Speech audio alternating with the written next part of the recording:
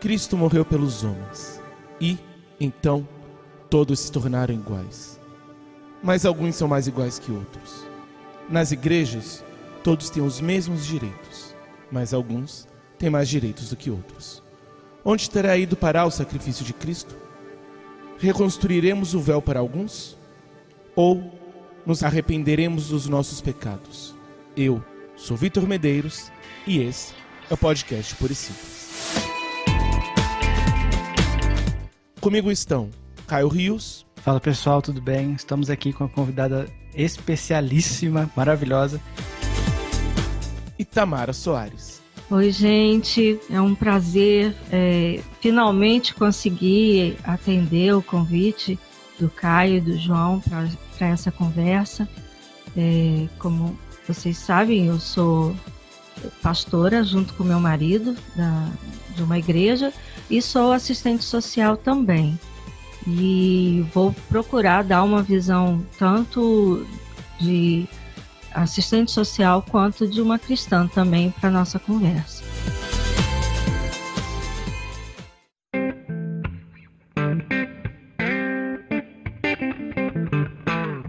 E dando um pouco de continuidade ao nosso papo do último episódio, a minha primeira pergunta é: existe preconceito social dentro das igrejas?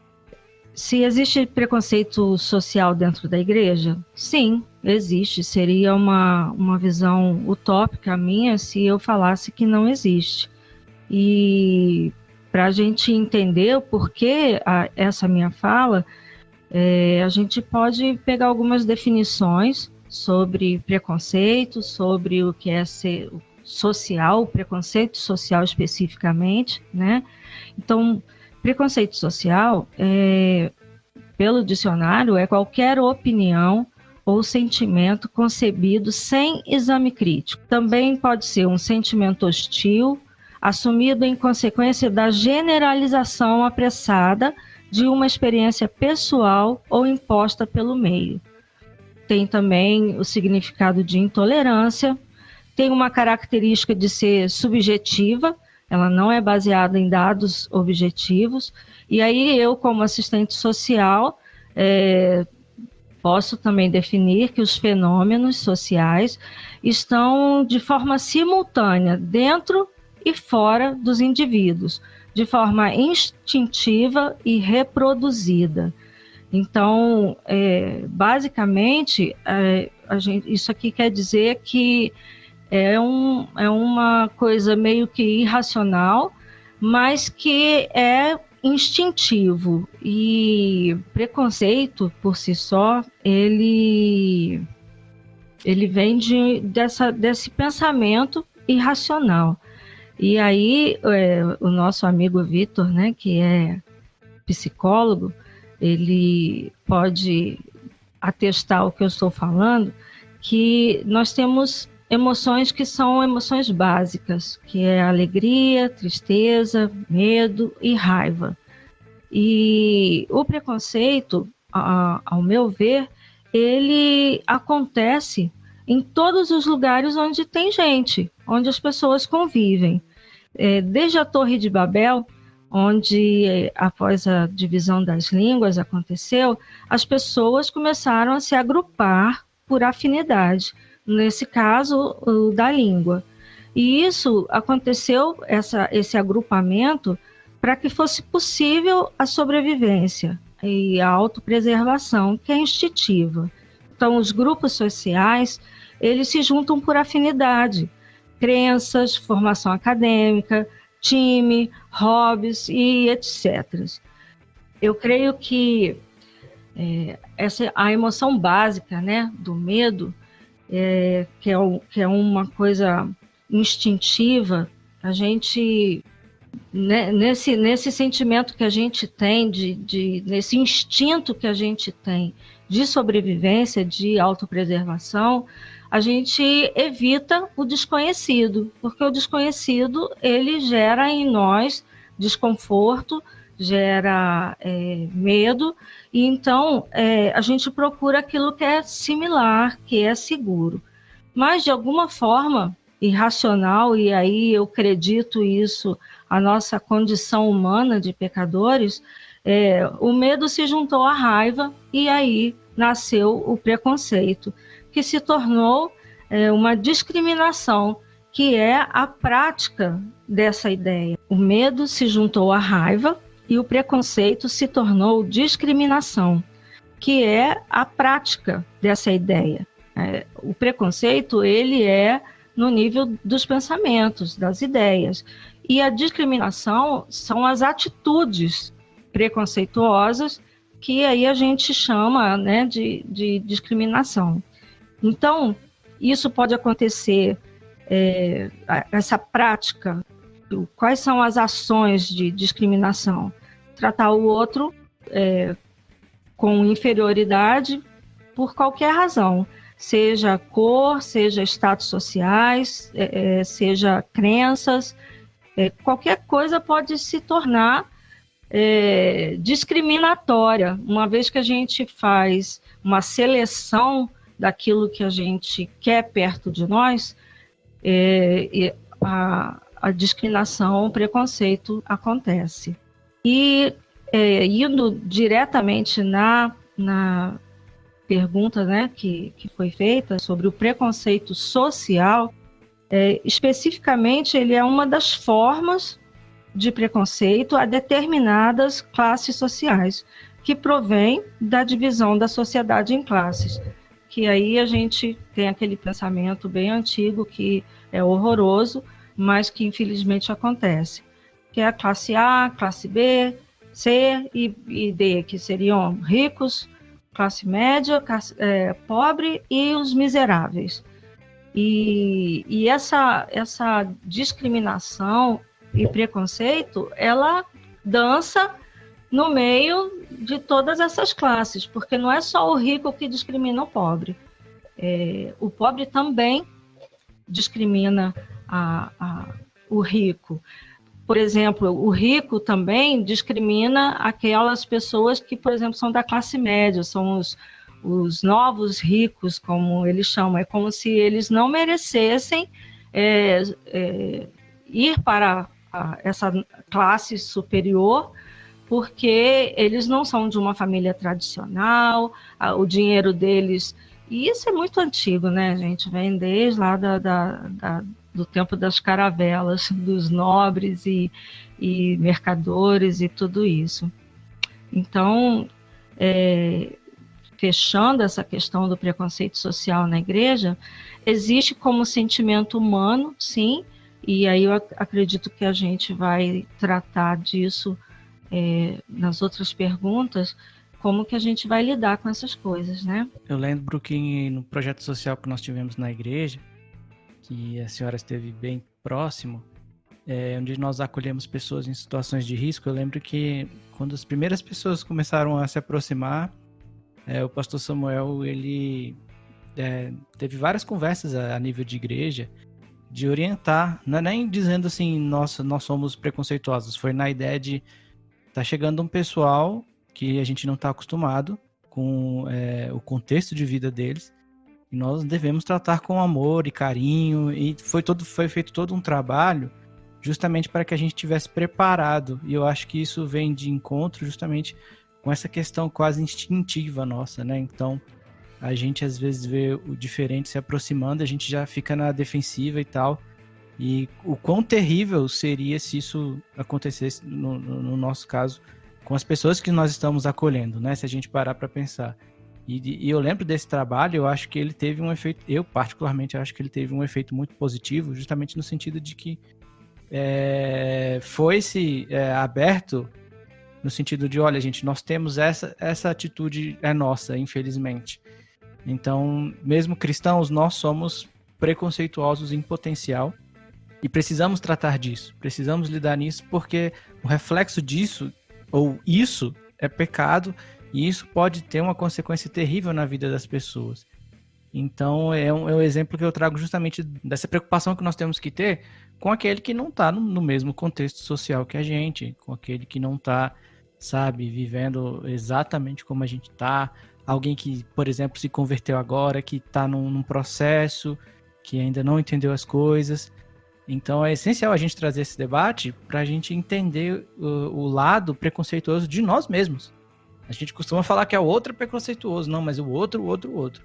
Mas se a igreja é preconceituosa, nós dentro da igreja somos responsáveis por esse preconceito também. Concordo, cada um de nós, como indivíduo, né, como eu falei no começo, ele tem esse tipo de sentimento por esse instinto de autopreservação. E, por exemplo, você citou o nosso projeto, a gente precisa essencialmente ter respeito pela história do outro.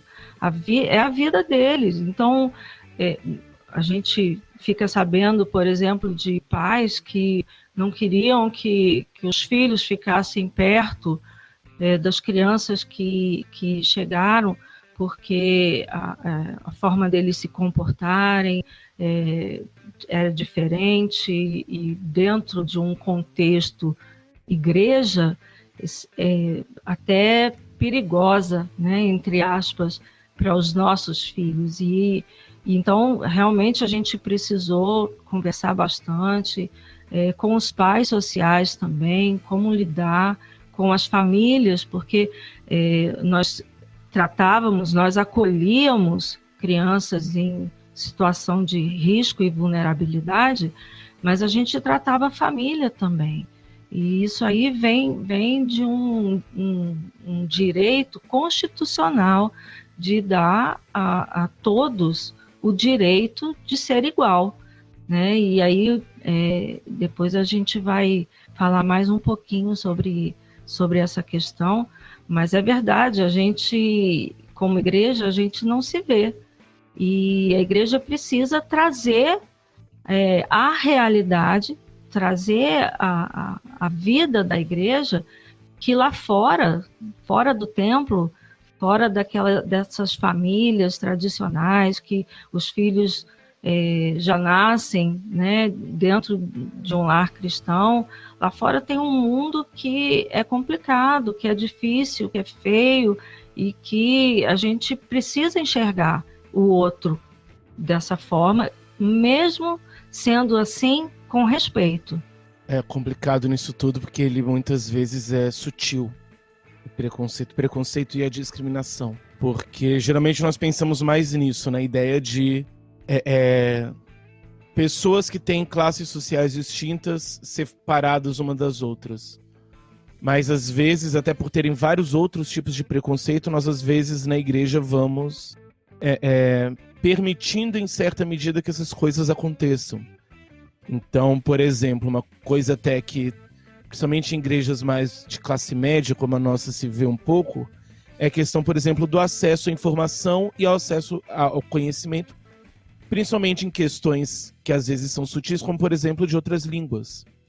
Então, às vezes, você tem pessoas que são super fluentes em inglês, outras já não vão saber nada, mas aquelas que são fluentes, muitas vezes, elas vão usar o inglês ou postar coisas em inglês e vão, às vezes, querer no culto cantar músicas em inglês, porque dentro do contexto dela é algo que faz totalmente sentido, mas que dentro do contexto geral da igreja, algumas pessoas vão ficar excluídas.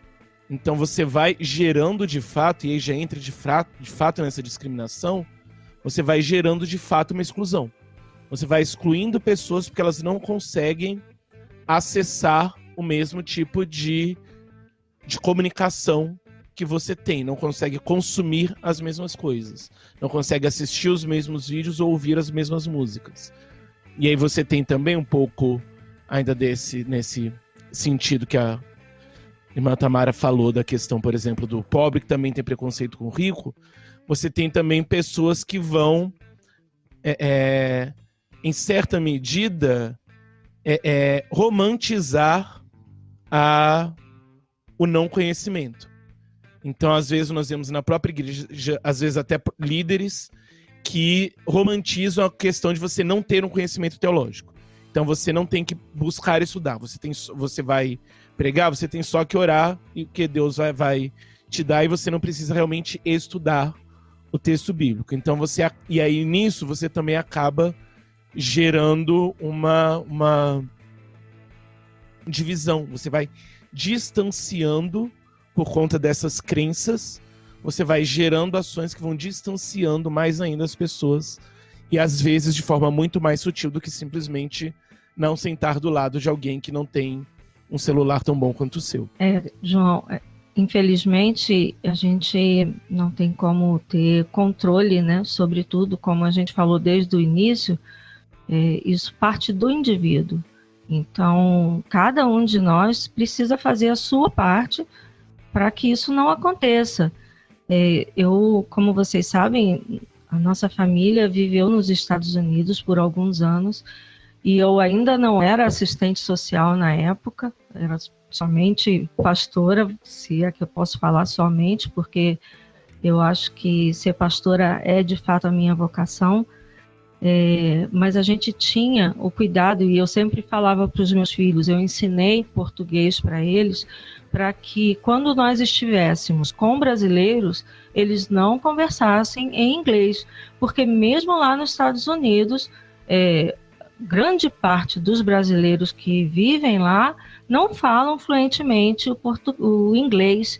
Então, eu sempre ensinei a eles que quando a gente está num lugar que nem todo mundo pode compreender as coisas da mesma forma, então a gente precisa fazer com que todo mundo se sinta incluído, né? E isso vai, como você disse, do conhecimento da língua até a ignorância de um líder que tenha uma fala dessa. O que, graças a Deus, não é o nosso caso, porque nós temos cursos teológicos na igreja, temos escola dominical, a gente sempre está nas terças-feiras, né? O culto de ensino, ele está baseado no credo da nossa igreja. Então, graças a Deus que, genericamente, a igreja está fazendo a sua parte, mas se o indivíduo não fizer a sua parte, então fica perdido e acontece essas situações dentro da igreja. Na nossa igreja, lá nos Estados Unidos, nós tínhamos brasileiros, mas tínhamos também hispanos. Então, o que a gente fazia? Metade do louvor era em português e a outra metade em espanhol. E para justamente a gente conseguir fazer, porque a espiritualidade ela está muito ligada à nossa emoção. Então, quando a coisa não toca a sua emoção, você não é que não consiga, mas essa espiritualidade eu acredito que fica um pouco mais superficial, não sei, talvez eu esteja sendo preconceituosa. Não faz sentido, e principalmente quando você acaba gerando de fato um preconceito, um distanciamento, você acaba também não atingindo a emoção. Então, se você tem no contexto desse as pessoas cantando na sua língua, já é algo que não só pelo entendimento, mas te faz se sentir acolhido. Sim, eu tive o testemunho, enquanto eu estava vivendo lá nos Estados Unidos, que mesmo as pessoas que são fluentes, por exemplo, em inglês, que é a língua que a gente citou, quando a pessoa vai orar, ela não ora numa língua que não seria a sua língua materna.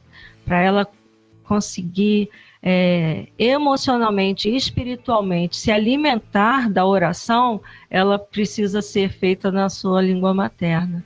Eu achei muito interessante essa questão. Eu não conhecia isso. Então, um americano que sabe português, ele até vai numa igreja brasileira, mas quando ele vai orar, ele acaba orando em inglês, porque é a língua que sai do coração dele.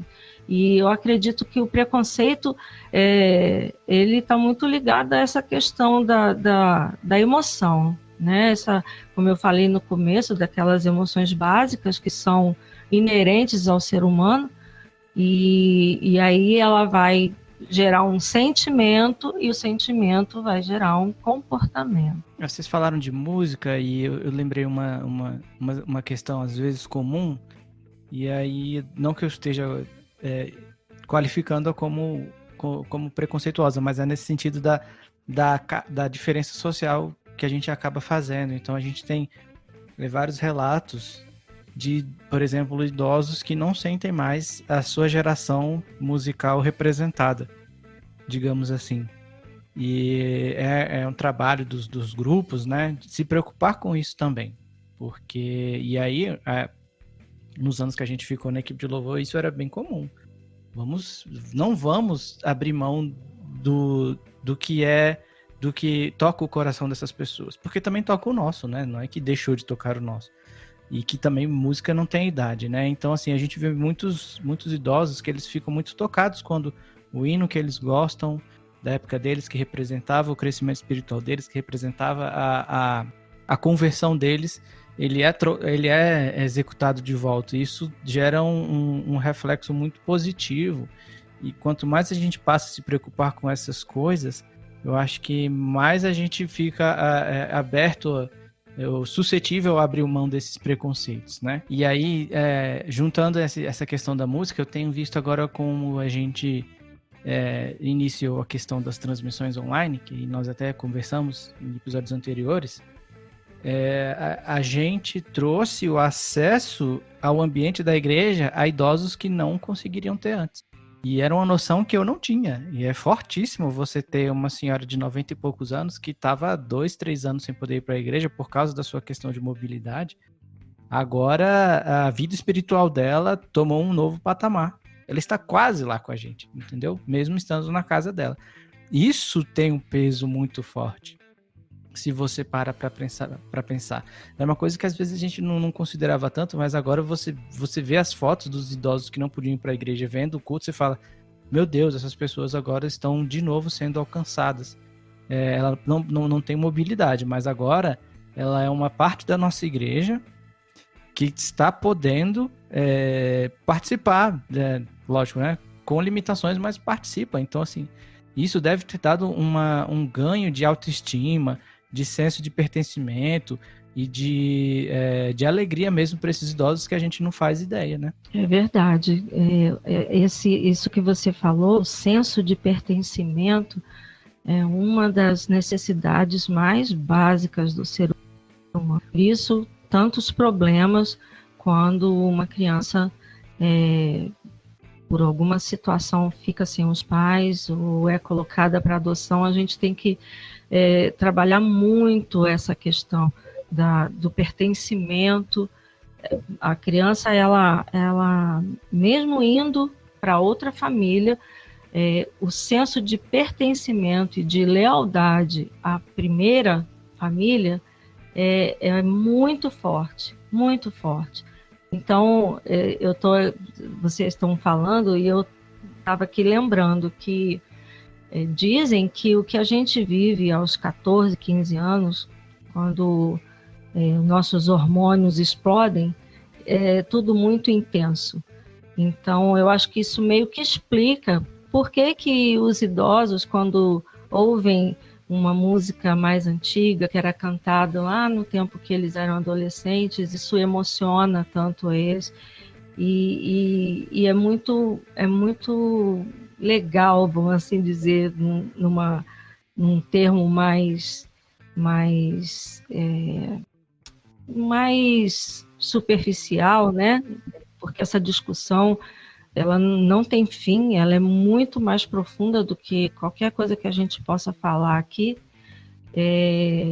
Essa questão dos idosos, eles estão tendo não só a inclusão, o pertencimento à igreja, mas também a questão de conseguir se comunicar, conseguir lidar com a tecnologia, com as redes sociais, que também era uma coisa que alguns idosos procuravam e aprendiam, mas a grande maioria fala, não preciso disso não, deixa para lá, então eles não querem fazer os serviços bancários pela internet, porque eles ficam com medo. E aí agora, esse novo que a gente está vivendo, está fazendo o mundo girar e passar a agir de uma outra forma, né? Totalmente nova. E aí tanto inclui quanto exclui. E isso faz parte, né, da humanidade, da sociedade.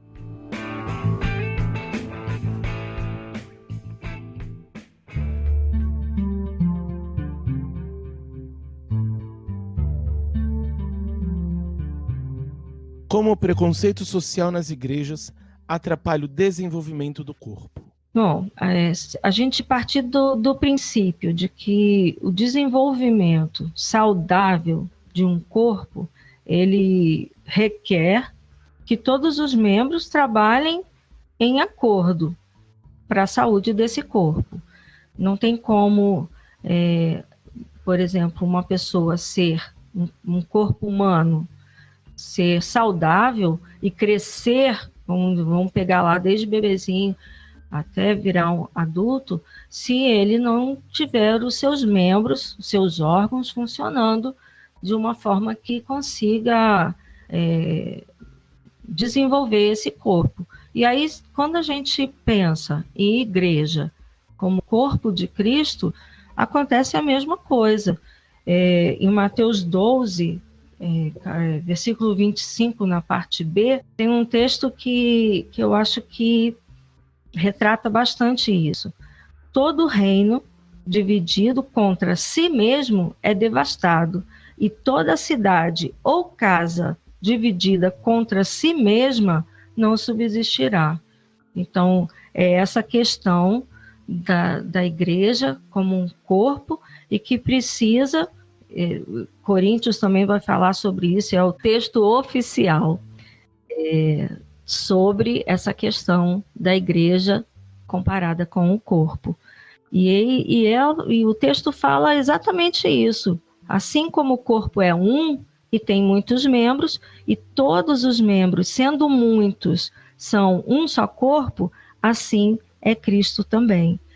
E aí fala sobre a questão de ser formado, né, batizado em um espírito, quer judeus, quer gregos, quer servos, quer livres, todos temos bebido de um espírito, ou seja, do mesmo espírito que é o Espírito Santo. Então, dentro desse mesmo texto, ele é bem minucioso e ele explica: se o pé disser, porque não sou mão, não sou do corpo, não será por isso do corpo? E se a orelha disser, porque não sou olho, não sou corpo, não será por isso do corpo? Se todo o corpo fosse olho, onde estaria o ouvido? Se todo fosse ouvido, onde estaria o olfato? Mas agora, Deus colocou os membros, e aí um parêntese, que foi Deus que colocou, né? Deus colocou os membros no corpo, cada um deles como quis. E se todos fossem um só membro, onde estaria o corpo? Assim, pois, há muitos membros, mas um corpo. E o olho não pode dizer à mão, não tenho necessidade de ti. Nem ainda a cabeça aos pés, não tenho necessidade de vós. Antes, os membros do corpo que parecem ser os mais fracos são necessários. E os que reputamos serem menos honrosos no corpo, a esses honramos muito mais. E aos que em nós são menos decorosos, damos muito mais honra. Porque os que em nós são mais nobres não têm necessidade disso, mas Deus assim formou o corpo, dando muito mais honra ao que tinha falta dela. E para que não haja divisão no corpo, e aí a gente pode contextualizar para o preconceito, né, ações discriminatórias, mas o texto fala: mas antes tenham os membros igual cuidado uns dos outros. Então, nesse texto, a gente vê que preconceito social, apesar de ser uma coisa meio que instintiva, ela precisa ser repensada para que as pessoas entendam que, independente do fato de que existem pessoas que são diferentes, que vêm de famílias diferentes, de histórias diferentes, de classes sociais, status sociais diferentes, nós todos somos um corpo. Mas aí a gente também não pode romantizar, João, como eu falei lá no começo, os grupos sociais, eles são um fenômeno real que acontece. A gente acaba se aproximando daquilo que a gente tem mais afinidade. E numa igreja grande, isso acontece ainda mais. Então, a gente procura, por isso que tem classe dos jovens, classe de crianças. Por quê? Porque cada um desses grupos tem necessidades diferentes. Eles não podem ser tratados da mesma forma. E é um paradoxo louco tudo isso, né? Ao mesmo tempo que a gente entende, e é isso que esse texto fala, que tem partes do nosso corpo que a gente precisa guardar, precisa proteger, precisa cuidar. Outros já têm mais resistência, podem ficar aí do lado de fora, pegar sol, pegar chuva, que não vai afetar tanto assim. Então, é esse entendimento de corpo que a igreja precisa viver no seu dia a dia. Legal, achei interessantíssimo. E aí eu percebo que no quesito atrapalhar o desenvolvimento do corpo, acho que na prática a gente entende que às vezes coisas sem motivo algum, digamos assim, acabam sendo responsáveis pela falta sabe, da relação interna e do crescimento do corpo. Então, se a gente pega para pensar no absurdo que é uma pessoa não poder participar de determinada atividade na igreja porque ela é mais pobre, é triste você ter que cogitar essa situação. É por isso que geralmente nas igrejas sempre você tem, por exemplo, quando se fazem eventos, você tem essa preocupação de ter um movimento relacionado a dar suporte àqueles que não podem. Então, vou fazer um retiro tal. Quem pode pagar, paga. Mas quem quer muito ir e não pode pagar, geralmente as pessoas fazem mutirões ou pedem doações, justamente para que esse tipo de situação não seja aquilo que vai atrapalhar o desenvolvimento. Não seja a pessoa, por ser pobre, não participar de uma coisa, e isso gera esse senso de que está rolando um preconceito e automaticamente já não ajuda o desenvolvimento do corpo. Então, assim, nós como igreja, a gente não, por exemplo, a gente não se dá esse luxo. Eu sei que no contexto de igreja tem muito do preconceito, mas ao mesmo tempo tem a luta contra o preconceito, e eu acho que essa é uma atitude que evita isso, né? Então, eu ia falando que a gente não pode se dar o luxo de simplesmente fazer um evento caríssimo e a partir daí você dá o valor e quem conseguiu, conseguiu. Então, é complicado de várias formas, mas é um movimento que eu entendo que a igreja faz no sentido de evitar com que as nossas diferenças sociais sejam responsáveis por que determinada parte não se desenvolva junto com o total, com o corpo total, né? Sim, Caio. Isso é realmente uma verdade e existem, infelizmente, muitos lugares onde não há essa preocupação, mas essa visão social sempre foi para o meu esposo, o pastor Samuel, e para mim, algo de muita importância. Como a gente já fez parte tanto de igrejas grandes, com um poder aquisitivo maior, a gente também já fez parte de uma igreja pequenininha, com 20 membros, onde as pessoas não tinham as mesmas condições.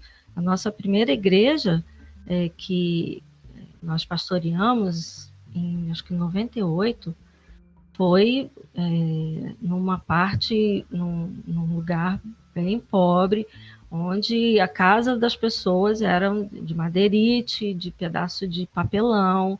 Então, A gente sempre viu essas situações, assim, não adianta a pessoa ir para a igreja e aí quando ela volta para casa, ela vai dormir numa situação dessa, e aí a gente entra no nosso carro e vai para nossa casa, onde está tudo fechadinho, tudo quentinho, protegido, e a gente não se importar com isso.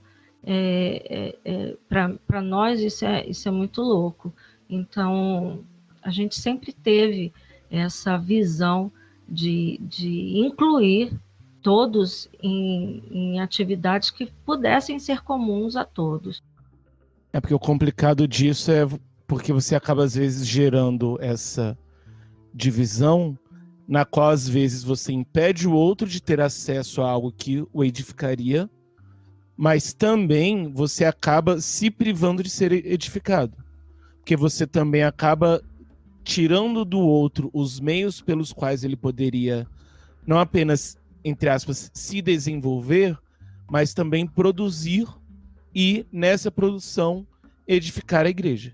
Então não é só que você está tirando as pessoas delas consumirem algo que as edificaria, mas você também está, nesse processo, impedindo que elas produzam algo que edifique o corpo de Cristo. João, enquanto eu estava estudando, né, sobre esse tema que vocês passaram para mim, eu comecei a meditar sobre isso e lembrei de um texto que Paulo fala e Jesus fala também. Filipenses 4:5 diz: seja a vossa equidade notória a todos os homens, perto está o Senhor. E Jesus, em Mateus 5:20, diz: porque vos digo que, se a vossa justiça não exceder a dos escribas e fariseus, de modo nenhum entrareis no reino dos céus. E aí, o Evangelho de Cristo, ele nos convida através da fé, reorientar os nossos valores, a nossa visão, os nossos hábitos, para que nós possamos ir além da igualdade, mas para a equidade. E aí, qual a diferença das duas? A igualdade, ela oferece situações idênticas e equivalentes para todas as pessoas e situações. E equidade, eu acredito que é aquilo que Jesus quis dizer quando ele falou que a lei, ela passou, ela era escrita na pedra e passou a ser escrita na carne, no coração. Porque equidade quer dizer que é a capacidade, é a virtude de quem manifesta ou age, né, a atitude, o comportamento, com senso de justiça, aprecia, não julga, ou quando julga, julga com retidão, imparcialidade e justiça. Então, quando a igreja ela se omite, ela não ensina, ela não oferece oportunidade para discussão, para autorreflexão e as obras, essencialmente, como a gente tem algumas obras, né, que são projetos sociais que nós temos, as pessoas, elas continuam agindo instintivamente e não se percebem como preconceituosas ou que elas estejam agindo com discriminação de qualquer forma, aquilo que foi falado mais no início da nossa conversa, que a gente não, a gente sempre acha, se você perguntar para qualquer pessoa se ela é preconceituosa, ela vai dizer com toda certeza, achando que é verdade, que ela não é preconceituosa. Mas aí quando a gente vai colocar as atitudes, as falas, o comportamento dentro desse princípio da equidade, a gente se percebe, sim, e aí nós temos a chance de mudança, que é o que vai mudar tudo, né? Mudar o mundo, alcançar o mundo, como Jesus falou, tanto Jerusalém quanto Samaria e até os confins da terra. E no escritório em que eu trabalho, e fico rico quanto mais eu multiplico diminui o meu amor.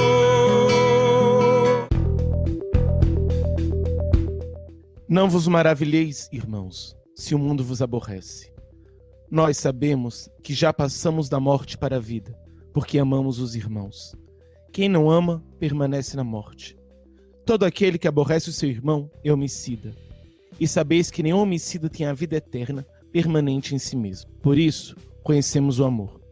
Porque Cristo deu a sua vida por nós, e nós devemos dar a vida pelos irmãos. Mas aquele que tiver os bens do mundo e vir o seu irmão em necessidade e fechar-lhe o seu coração, como permanece nele o amor de Deus? Filhinhos, não amemos de palavras nem de língua, mas por obras e em verdade. 1 João 3, do 13 ao 18. A partir desse texto, minha pergunta é: como lidar com o preconceito social dentro das igrejas? Eu acredito, João, que é inicialmente e basicamente ensinando a palavra, ensinando as pessoas, levando as pessoas a conhecerem Deus, conhecerem o amor de Deus, e aí esse amor, ele vem à luz através das obras, como a gente tem falado, tem conversado. Você falar que ama é muito fácil, a gente fala, hoje em dia até se tornou comum, né? A gente fala eu te amo para todo mundo. Antigamente havia um temor maior em falar eu te amo, porque isso indicaria compromisso.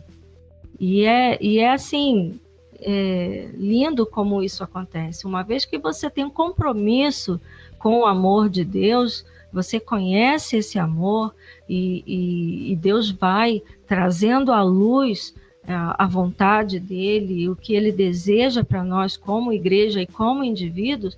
É impossível que a nossa fé seja só por palavra. Ela necessariamente vai passar pela obra e pelo amor, né, ao irmão. E aí a gente aqui está falando mesmo dentro da igreja.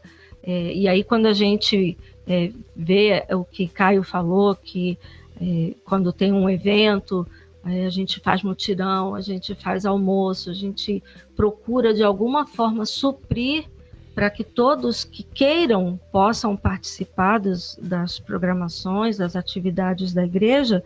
Então, eu acredito que a gente lida com o preconceito social dentro das igrejas ensinando, mostrando a verdade, e as pessoas, quando enxergam a luz, né, do Senhor. Tem um texto que Jesus fala que eu acho muito lindo, que diz que se os teus olhos forem bons, todo o teu corpo terá luz, mas se os seus olhos forem maus, todo o teu corpo andará em trevas. E se você que tem luz estiver em trevas, as trevas serão ainda maiores. E aí eu fiquei meditando sobre isso, que seria assim, aquele que está ali dentro da igreja, que supostamente tem Jesus, que é a luz do mundo, e mesmo conhecendo essa luz, dizendo que tem essa luz, ele não tem. As trevas em que ele vive, ou a gente pode chamar trevas aí de ignorância, desse mundo, né, preconceituoso, as trevas vão ser maiores ainda, porque ele está se enganando, ele está achando que está na luz, mas não está. Então a igreja, quando ela oferece oportunidade, né, como eu falei anteriormente, de reflexão, de autoexame,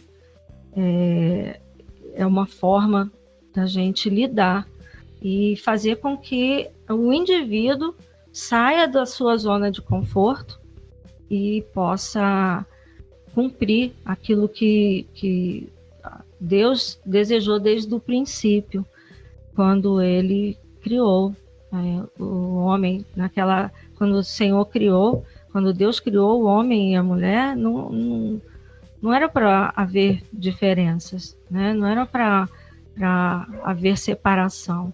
A separação veio por conta do pecado. Então, uma vez que a gente joga luz nas trevas, as trevas vão embora. Então, é isso que a igreja precisa ter como missão, essa trazer à tona, trazer à luz esses sentimentos feios, ruins, que a gente faz, às vezes, sem nem perceber. Quanta coisa a gente tem aprendido ultimamente, né? A gente tá ficando muito em casa e parece que a gente está tendo mais tempo para aprender sobre muitas coisas. E eu vejo que as pessoas estão se voltando muito para essas discussões, para esse conhecimento e abrindo.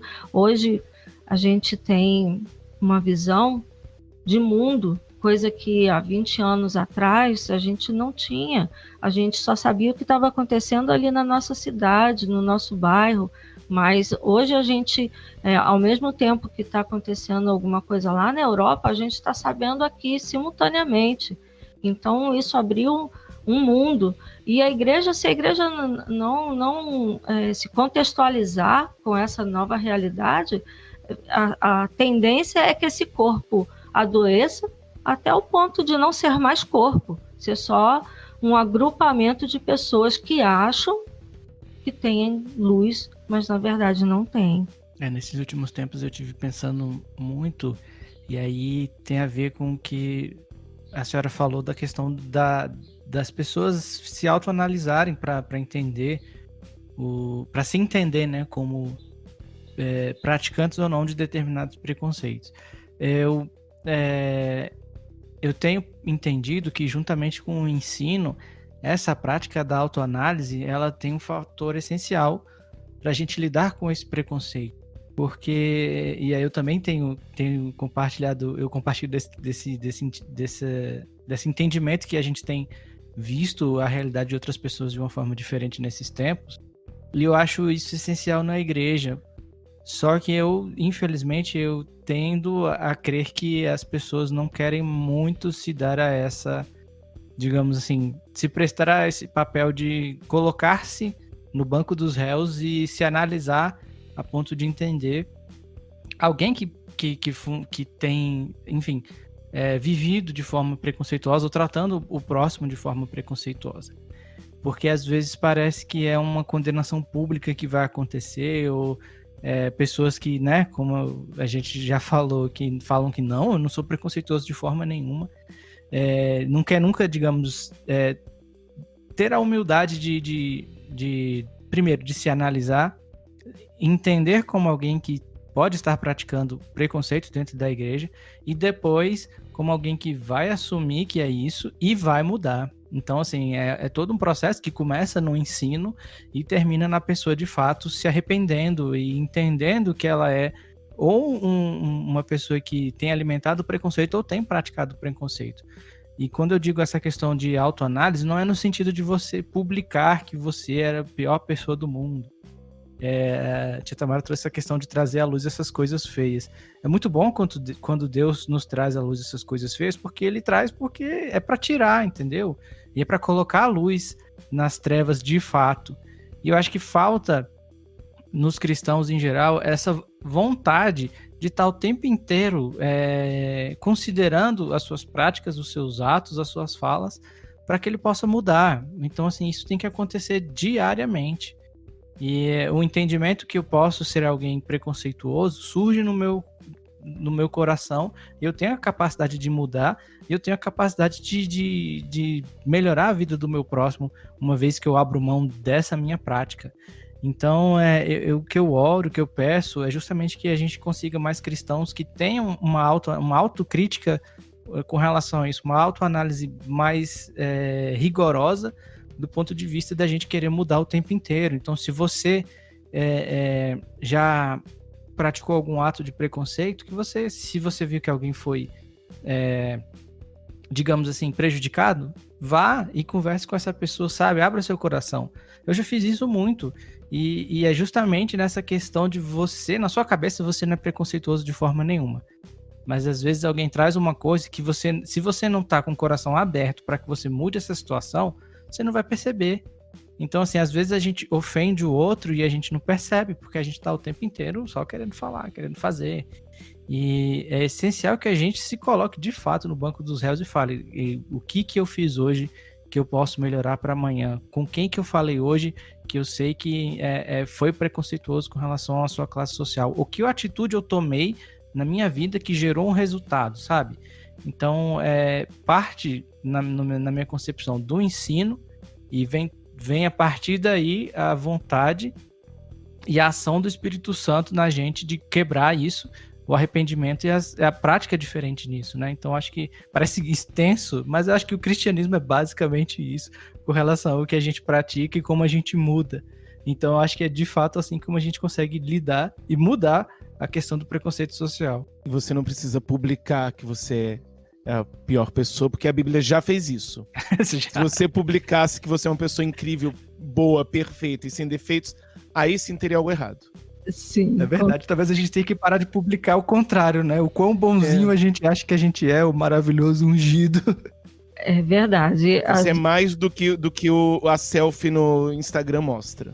Isso que eu ia falar, João. As redes sociais, elas estão levando para nós uma falsa imagem daquilo que é bom, daquilo que é verdadeiro.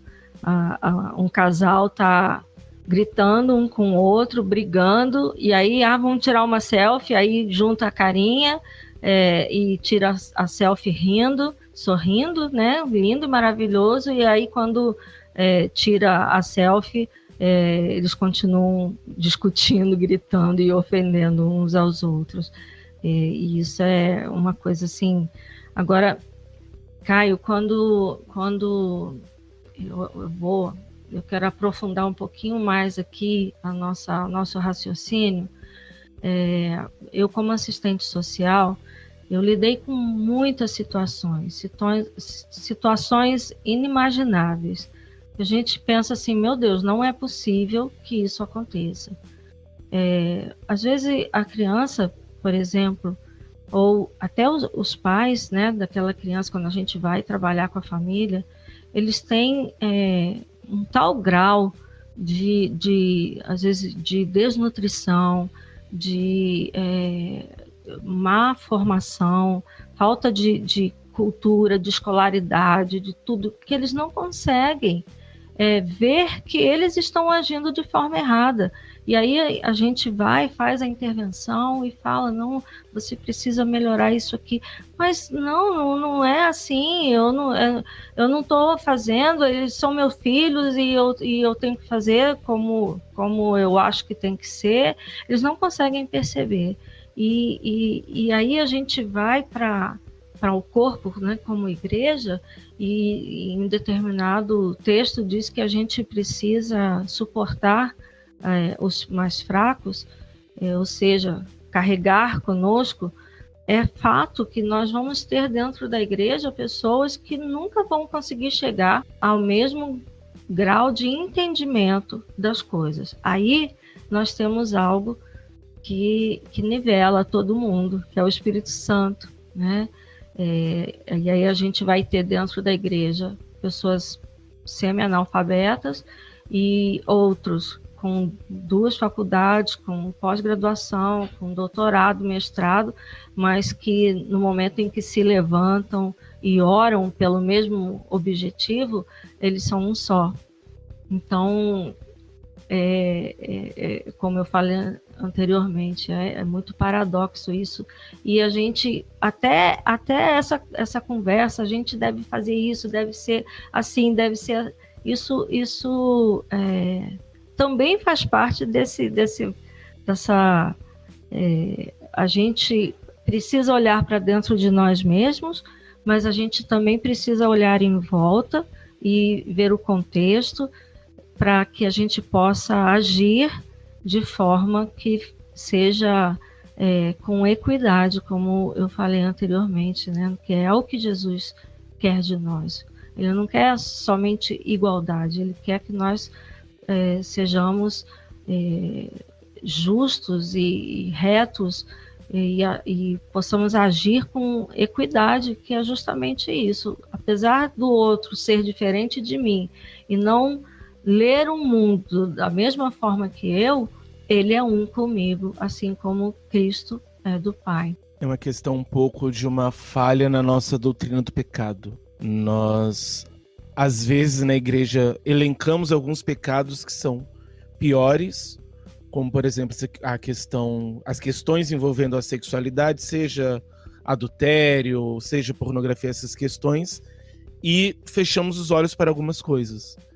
E aí eu vejo muito que a maneira de lidar com essas questões na igreja, nós realmente mostrando que o pecado é pecado e que o pecado precisa ser combatido. Precisa que nós nos arrependamos e mudemos de ação. Então, não deve ser pregado, como hoje acaba acontecendo de vez em quando, enquanto algo politicamente incorreto. Porque quando nós estamos falando de uma discriminação dentro do seio da igreja, não é algo politicamente incorreto. É pecado. O politicamente correto a gente evita e tenta buscar uma forma de fazer ou falar de forma mais certinha. Mas no caso, o pecado você se arrepende e abandona.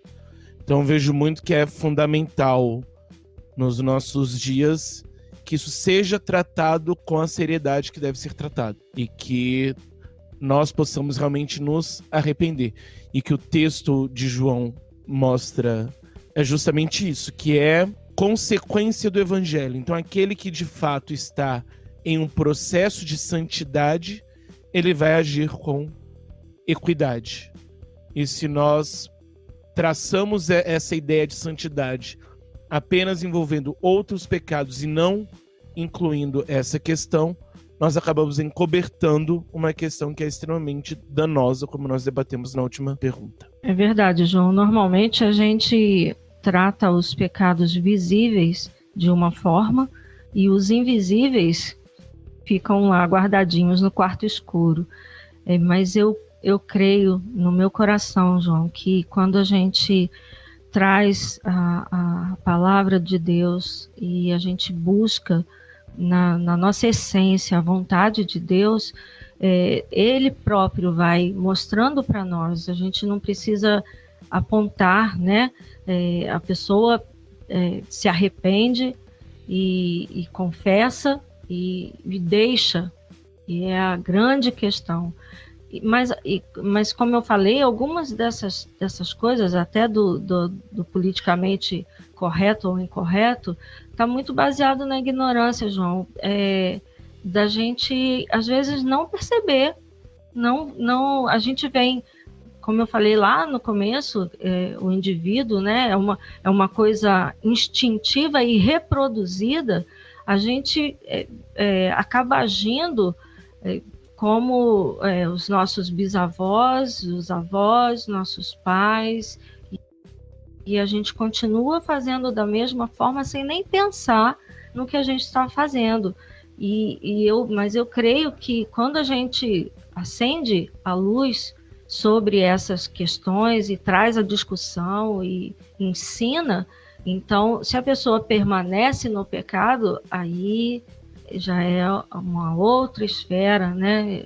É uma questão com Deus, e a gente faz aqui a nossa parte, a gente traz à tona, a gente discute, a gente ensina o texto bíblico, a gente explica aquilo que a gente acredita, testemunha, principalmente, porque falar é fácil, mas a gente precisa testemunhar, ou seja, agir como essas coisas vão sendo tratadas de dentro para fora e vão mudando.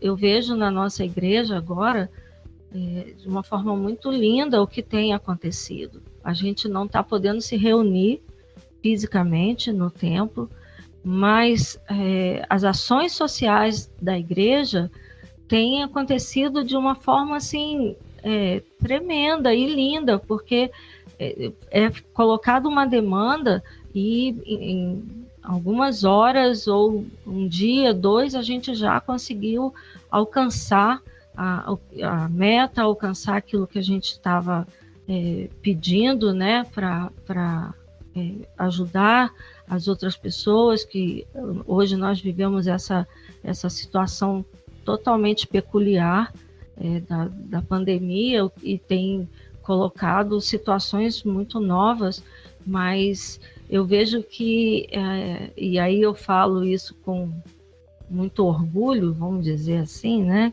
Orgulho de que hoje nós temos uma igreja, até por conta dos nossos projetos sociais, que pensa no outro e tem procurado viver esse cristianismo de fato, o cristianismo que o reino dos céus, como Jesus veio trazer para nós.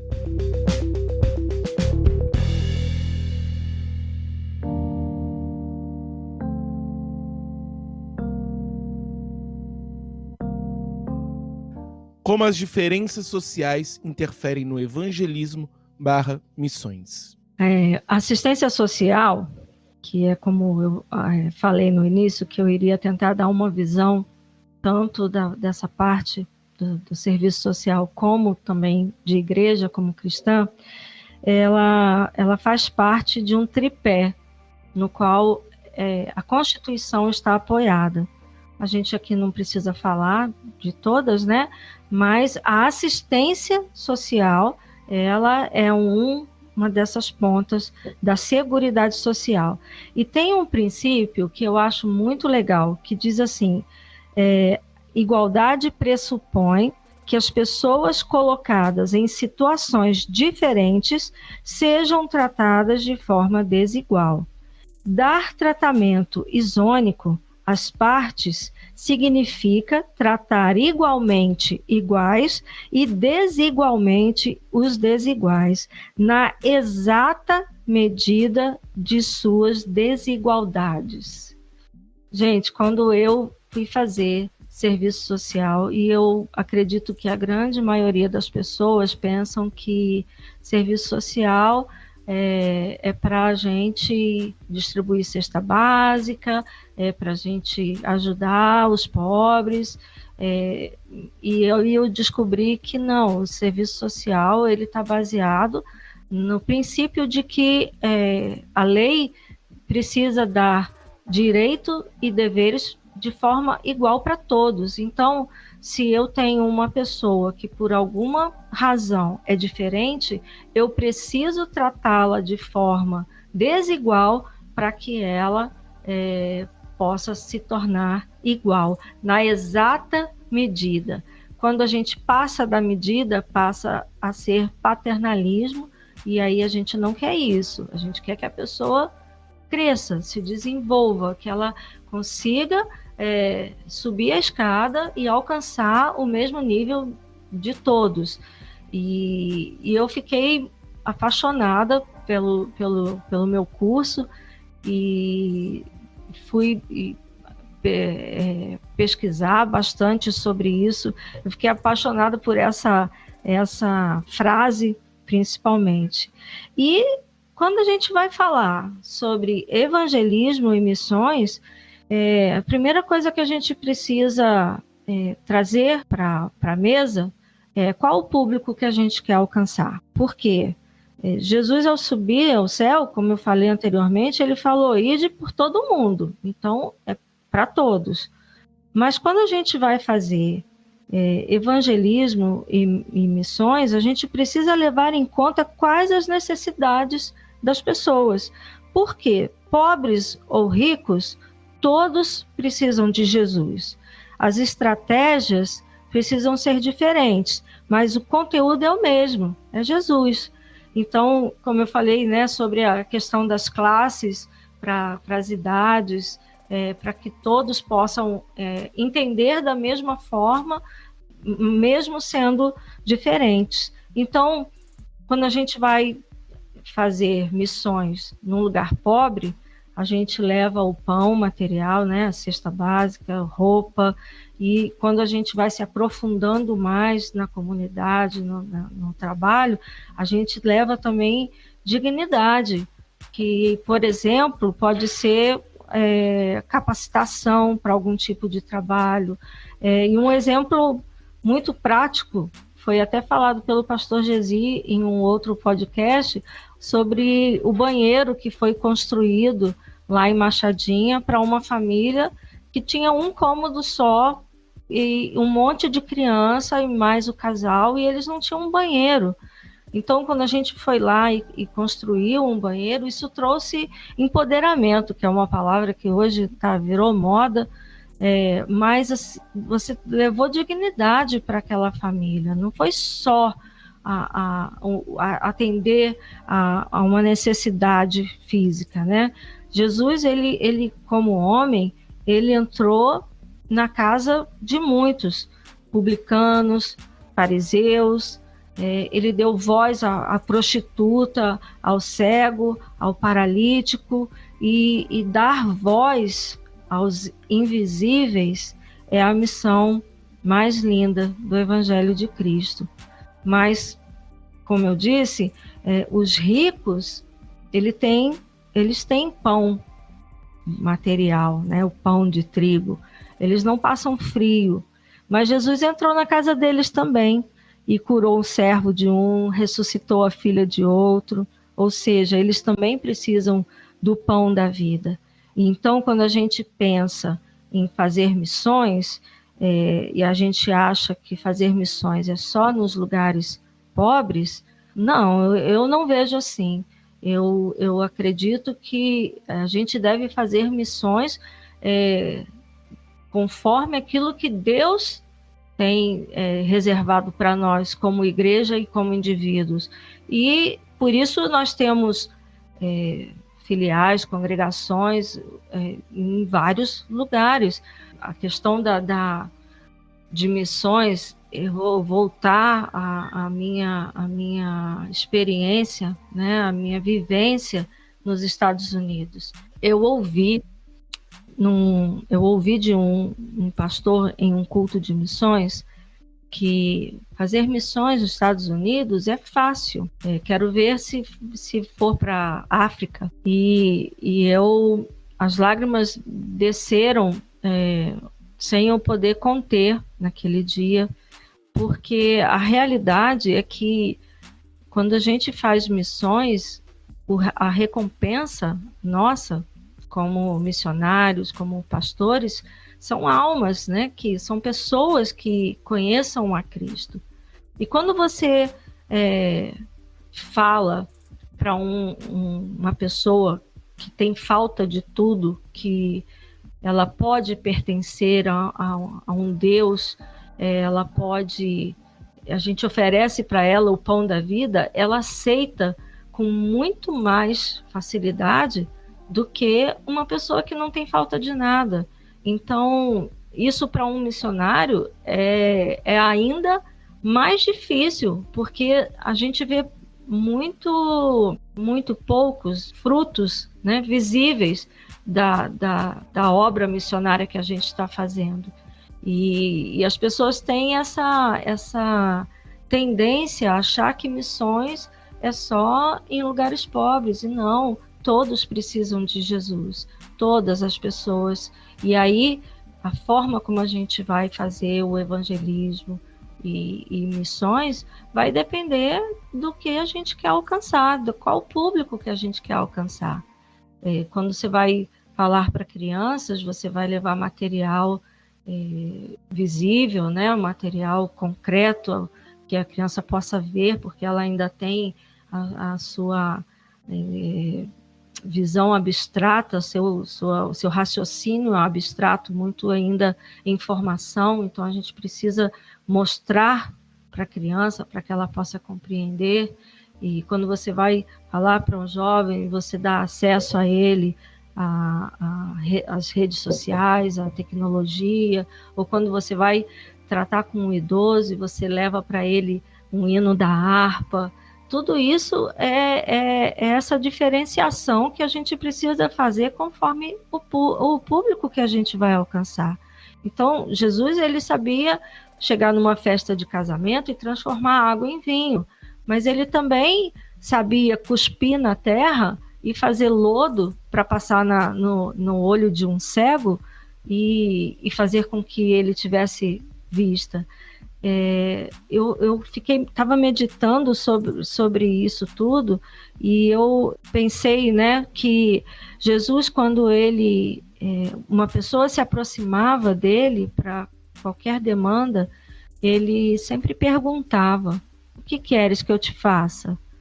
E quando ele fazia isso, ele estava dando voz a todas as pessoas. Eu preciso disso, eu quero isso, eu quero ver, eu quero andar, eu quero que meu servo seja curado, eu quero que a minha filha volte à vida, eu quero que o meu amigo, o meu irmão ressuscite.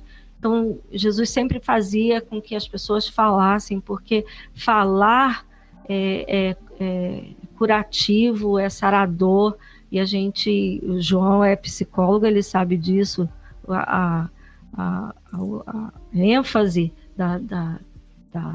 do trabalho terapêutico é a fala, porque quando a gente fala, a gente organiza, a gente consegue entender as coisas. Então Jesus sempre fazia com que as pessoas falassem, isso em qualquer contexto onde ele estivesse.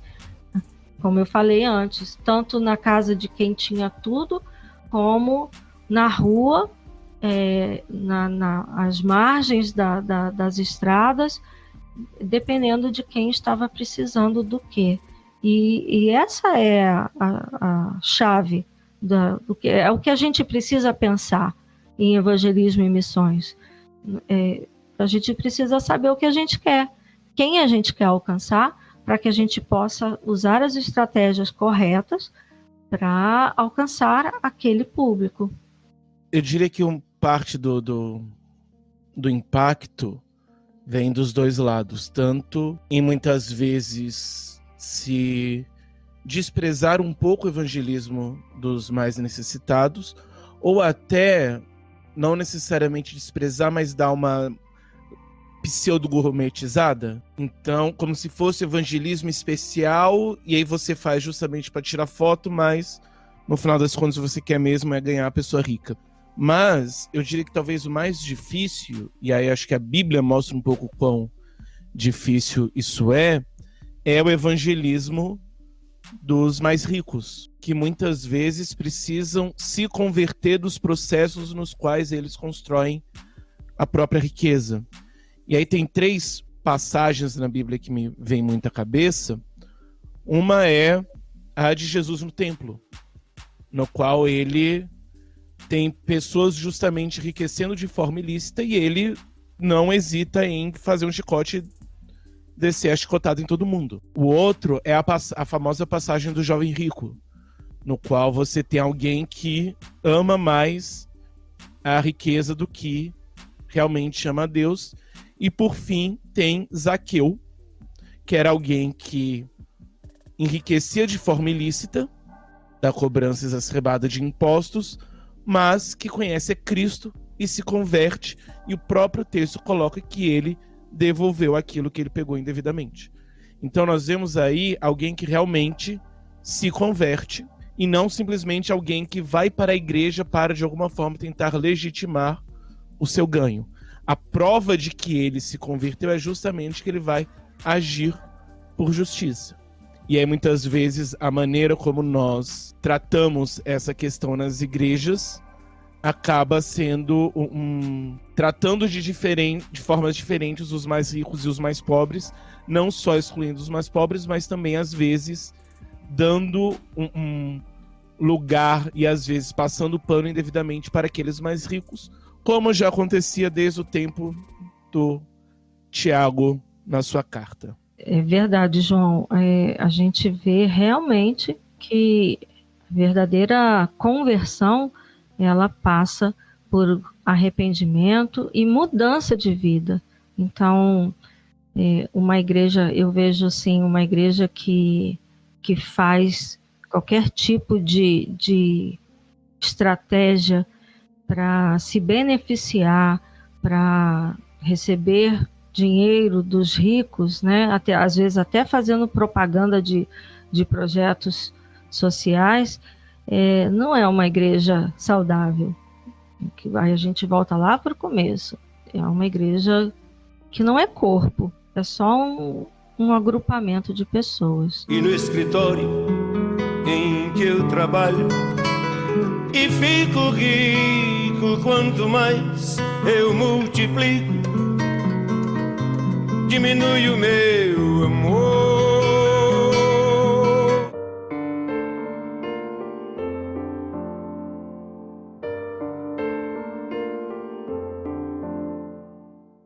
Os fatores raciais têm influenciado o preconceito nas igrejas e no evangelismo?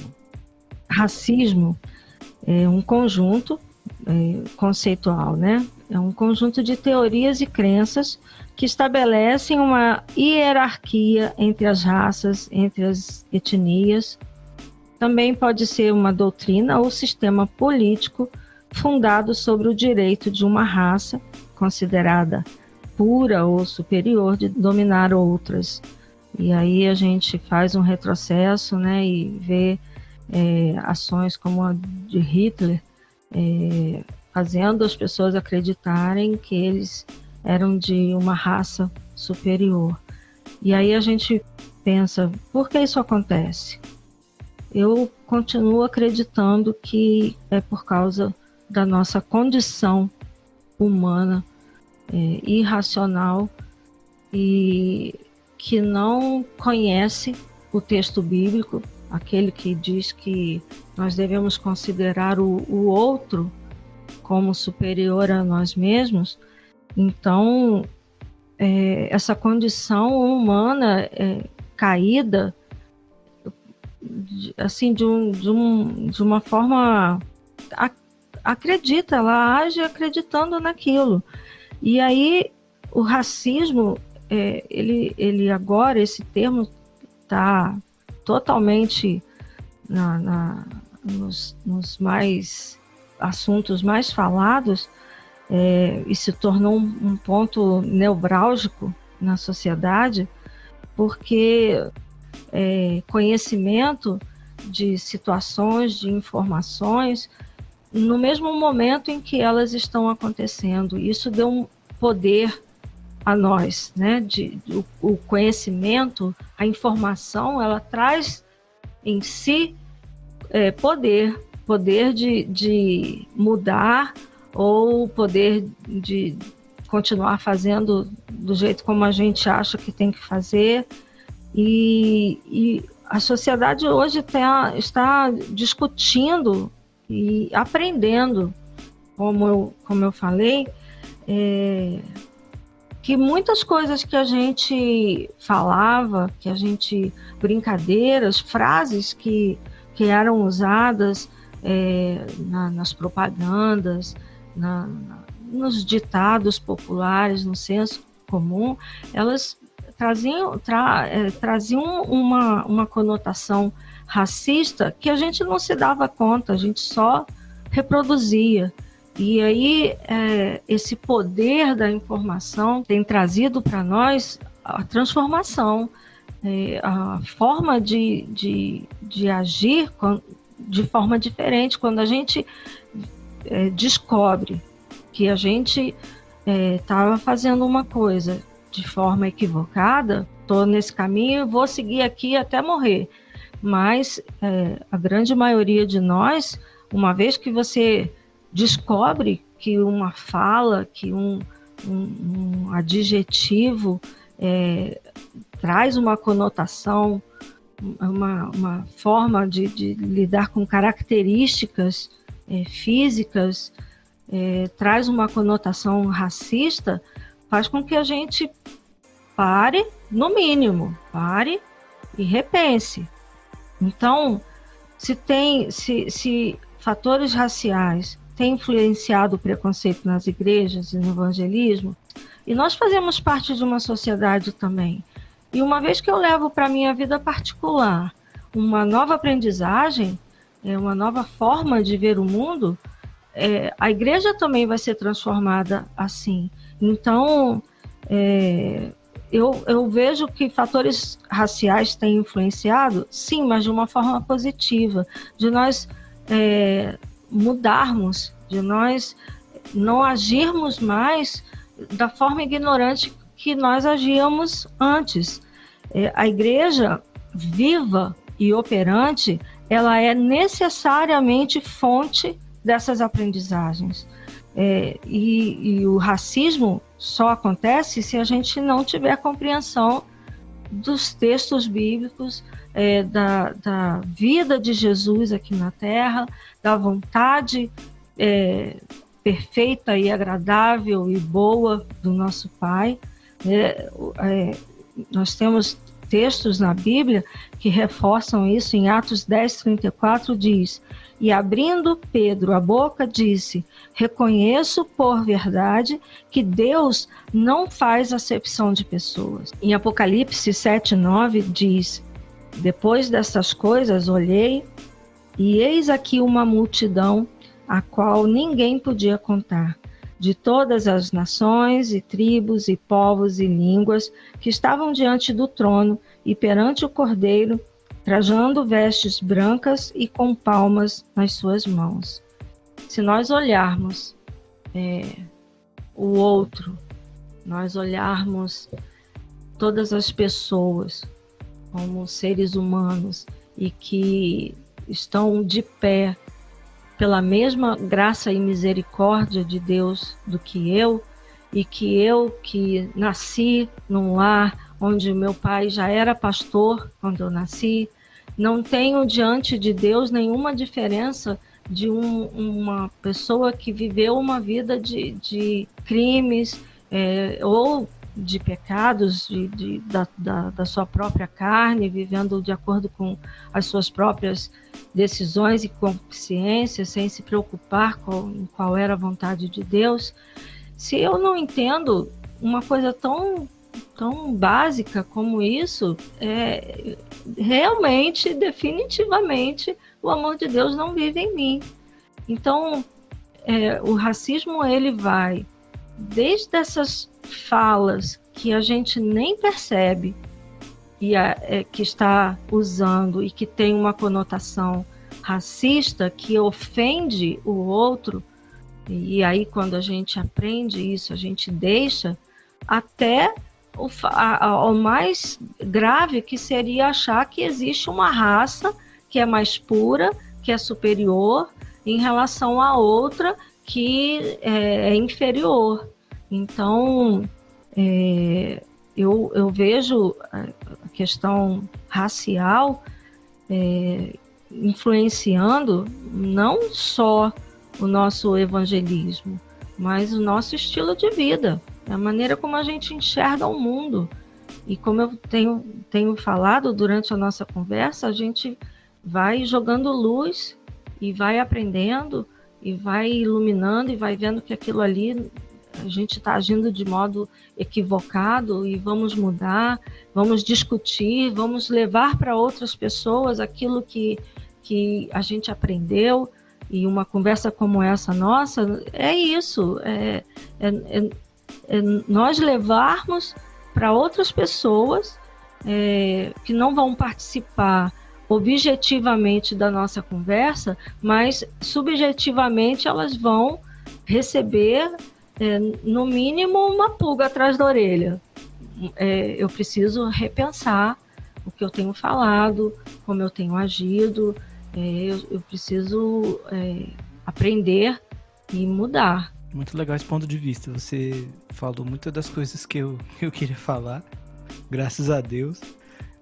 E eu só acrescento que eu acho que essa questão racial, a gente de fato tem aprendido ao longo dos anos. E assim, infelizmente, né, antes tarde do que mais tarde. E antes que nunca, né, também. Mas tem coisas que a gente toma como comuns e a gente não percebe, né?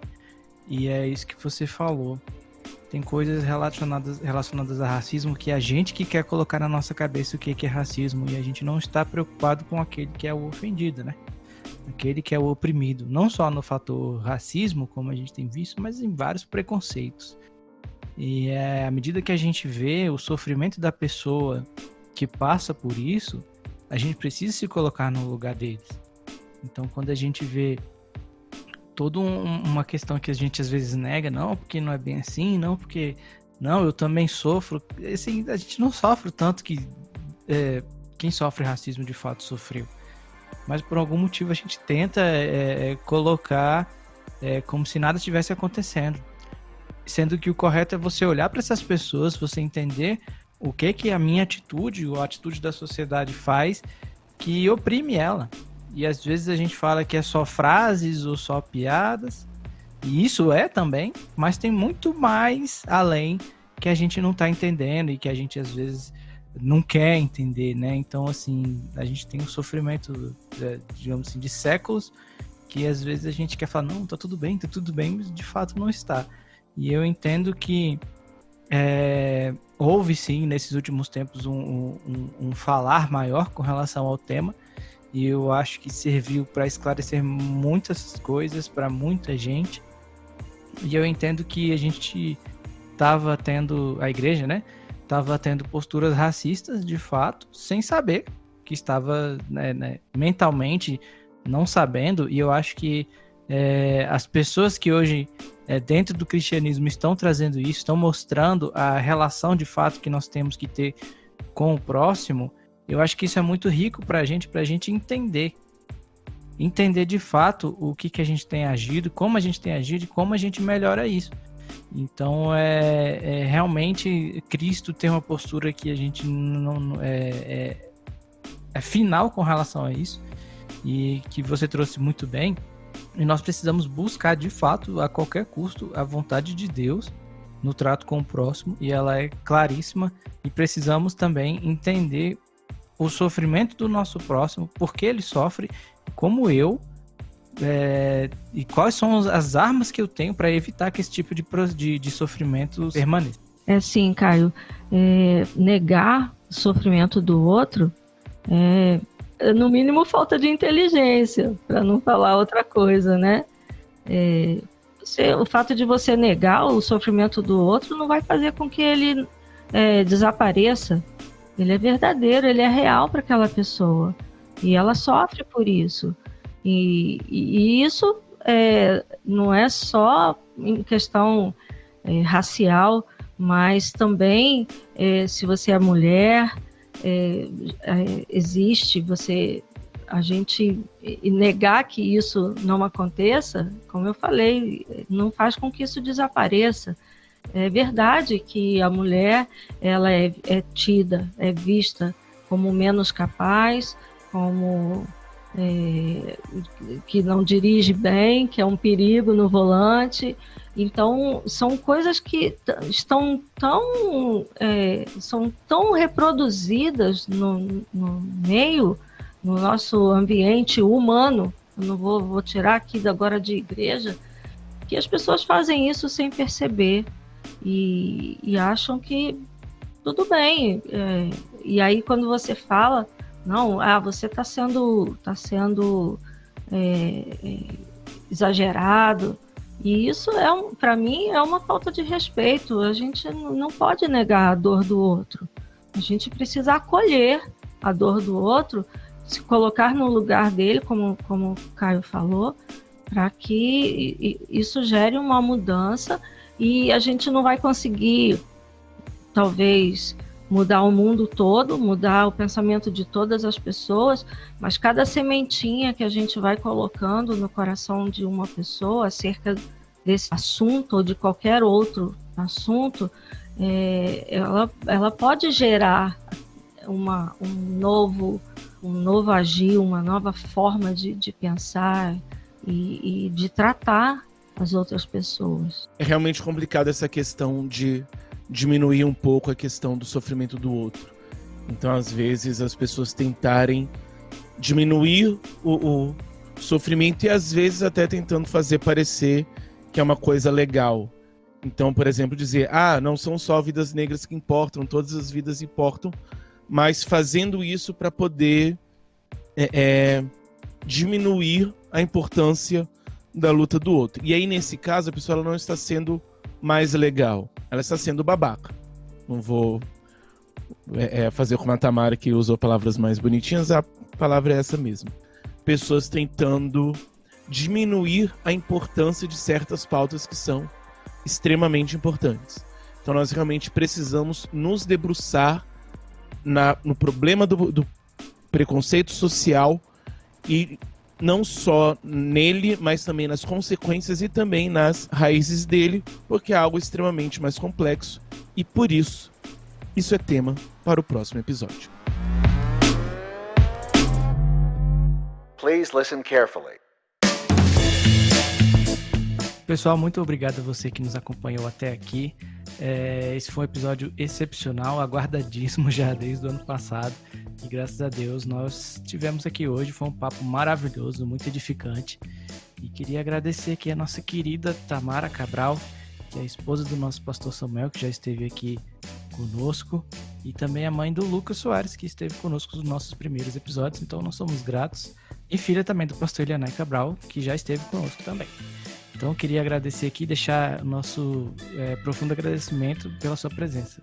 Eu agradeço a vocês pela oportunidade de poder compartilhar tantas coisas que às vezes está no meu coração, no meu pensamento e que fica aqui dentro de mim. E quando a gente tem a oportunidade para falar, é muito gratificante para nós. Então, obrigado por me esperarem, por não desistirem, e eu espero que a gente possa ter ainda mais algumas conversas como essa. Foi muito gostoso, foi muito bom, e eu espero que seja também para as outras pessoas que estão ouvindo, e que seja aquela sementinha que foi lançada e que possa fazer crescer e gerar frutos de justiça nas pessoas. Enquanto você permanece nas suas casas, você vai ouvir os outros episódios do nosso querido podcast Puro e Simples, cujas postagens ficam em podcastpurosimples.com.br.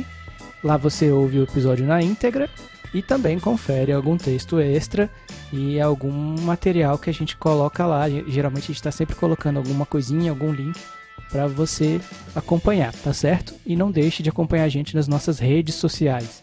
No Twitter nós somos Puro Simplescast e no Instagram Podcast Puro Simples, não tem um ezinho no meio, Podcast Puro Simples. Você pode ir comentar, deixar seus likes nas nossas fotos, nas nossas postagens, mandar uma DM, a gente vai entrar em contato. Outra coisa muito importante é que você acesse, se inscreva no nosso canal do YouTube. Só chegar no YouTube e colocar Podcast Puro e Simples, você também vai ter acesso aos episódios na íntegra. Temos lá marcando um minutinho de cada postagem. Tá muito legal o material e é uma boa para você mostrar para alguém que não está acostumado com esse formato de podcast da forma como a gente tá, né? Então você se inscreva, clique no sininho para você acompanhar nossas notificações e também pode colocar um comentário lá, beleza? Além disso, você pode nos achar nos maiores e principais agregadores de podcast disponíveis no mercado, como Spotify, iTunes, o Deezer e também o Google Podcast. Irmã Tamara, você poderia fazer uma oração para a gente encerrando, por favor? Pai querido, Senhor, Criador de todas as pessoas e de tudo que existe, de toda a existência, te louvando. E não somente isso, o Senhor também se preocupou e planejou que nós tivéssemos oportunidade de ganhar a vida eterna. Senhor, que esse momento, que essa conversa que nós tivemos aqui hoje possa gerar vida no coração daqueles que ouvirem e que elas possam enxergar a si mesmos e ao outro como pessoas que são merecedoras da tua misericórdia e da tua graça. Eu te louvo, Pai, por todas as coisas e em nome de Jesus eu te agradeço. Amém.